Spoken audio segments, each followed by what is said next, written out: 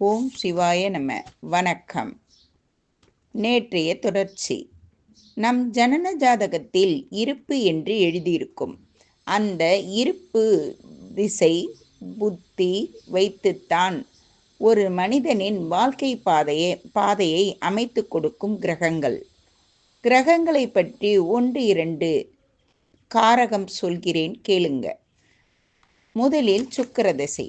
சுக்கிர திசை நன்றாக இருந்தால் உன் பணம் என் பணம், கணக்கில் காட்டாத பணம், சொகுசு கார், ஆடம்பர வாழ்க்கை. சுக்கிர திசை சரியில்லை என்றால் அடுத்தவர்களிடம் பணத்திற்காக கையேந்த வைக்கும், கடன், முகத்தில் பொழிவு இழந்தல். அடுத்து சூரிய திசை.